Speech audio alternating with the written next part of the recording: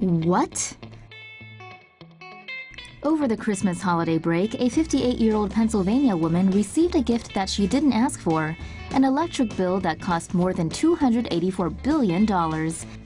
Mary Horomansky from Erie, Pennsylvania was shocked when she received a hefty electric bill showing a balance of $284,460 million, with the first payment due amounting to $28,176. Yeah, you heard that right. Luckily, Horomansky's son called the electric company Penelec before his mother made December's minimum payment. The company acknowledged the bill was a mistake and changed Horomansky's balance to the correct amount of $284.46.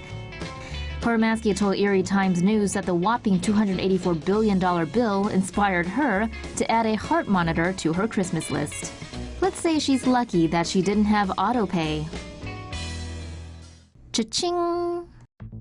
In light of the release of the Panama Papers, here's what you need to know about offshore shell companies. An anonymous person from a Panamanian law firm, Mossack Fonseca, has leaked millions of documents describing how some of the world's richest hide money in offshore havens. Although the spotlight is currently on Panama, tax havens like Panama exist all over the world. People use them to avoid regulations that protect transparency and taxes in their home countries. Shell companies are often established in cities and countries that have lax rules governing transparency and financial disclosure. However, it isn't always about paying less taxes. These places may also have more lenient criminal laws. Wealth isn't necessarily kept within tax haven countries. Often such places only serve as addresses for shell companies which exist solely on paper and are created for as little as $1,000 US. On paper, these shell companies act as the intermediaries that own the wealth, whether that asset is a painting or a Swiss bank account. Because of the complex organizational structure of these shell companies, it's very difficult to figure out who a company actually belongs to.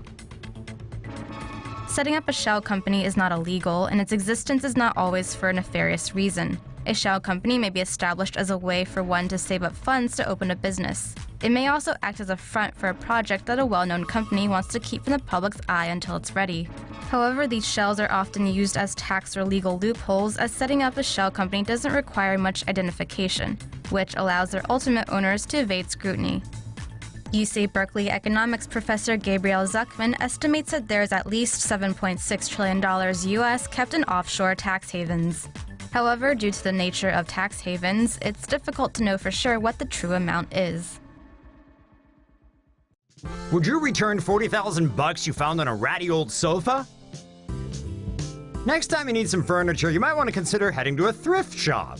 3 less than wealthy college students stopped by a New York Salvation Army outlet and purchased a $20 used sofa, not because it was a nice sofa, but because it was the only one that would fit in their tiny living room. Several months later, one of the young people noticed lumps in the sofa, and after digging into it, they discovered an envelope with $4,000 in it. More digging produced more envelopes, and by the time the sofa had released all of its loot, the 3 young people were holding 40,000 bucks in cash. But as they were fantasizing about how to spend the dough, a little piece of paper was found that would change everything. It was a bank receipt with a name on it. The young people say the minute they saw the name, they knew they had to do the right thing and return the cash. The students tracked down the owner, who turned out to be a 91-year-old widow who doesn't trust banks. She'd been in the hospital having hip surgery when one of her relatives decided to get rid of the sofa. The elderly woman praised the students for their honesty and gave them a $1,000 reward. Would you have returned the cash? Tell us in the comments. Popsicle vendor gets over $150,000 in donations for his retirement.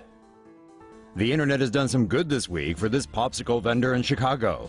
89-year-old Fidencio Sanchez, pictured here with his wife, sells popsicles from a cart to make a living in the Windy City.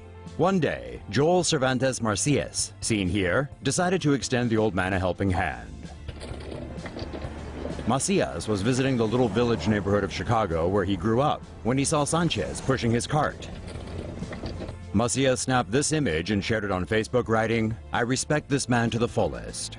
Macias seemed moved to upload the post because that day he learned Fidencio's only daughter died in July. His wife, who used to help with the cart, also became ill. So although Fidencio had already been retired for a few months, his circumstances forced him to return to his cart.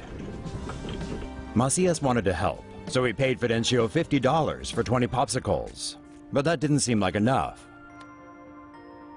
So Macias set up a GoFundMe page to help gather retirement money for the hardworking man. Fidencio's story went viral.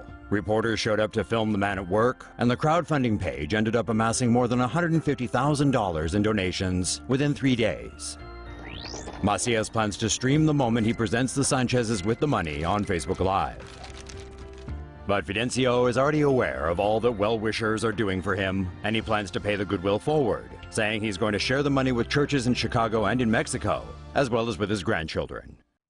Harvard MBA offers $10,000 for a girlfriend referral. Yo Ren Lu, but just call him Ren, is single, and he wants to change that. This 29-year-old Harvard MBA graduate grew up in a D.C. suburb, but then moved to Birmingham, Alabama, where he works in finance. Trouble is, Ren can't seem to find himself a girlfriend in the area. He said he's been on enough awful dates that he decided to try an experiment. Ren set up a website called Date Ren and is offering $10,000 to anyone who introduces him to a woman he ends up dating for more than 6 months. Ren says he knows what he's doing is weird. But in his words, look at it this way. If you work 12 hours a day, how do you want to spend the last few waking hours you have left? Probably not standing around in a bar with your fingers crossed. This dating pioneer did a pretty good job creating his website. He's got his CV, a list of the people he likes, pictures of himself as a youngster, all very professional. And he made sure to include a few photos that demonstrate he has a decent physique and a face that isn't hard on the eyes either. After one of his friends posted the info on Facebook, Ren suddenly became inundated with proposals, and he says the majority of people who contacted him have been kind and supportive. Plus, he has this killer endorsement from his mom. You hear that, ladies? He is nice boy. So go over to dateren.com, fill in this form, and nominate one of your unsuspecting female friends. She might find love, and you might earn 10 grand. Or she might punch you in the face and never speak to you again. Either way, it's worth a try, because as Ren is showing us, finding love is worth a lot. Or at least, like, $10,000. Go Ren!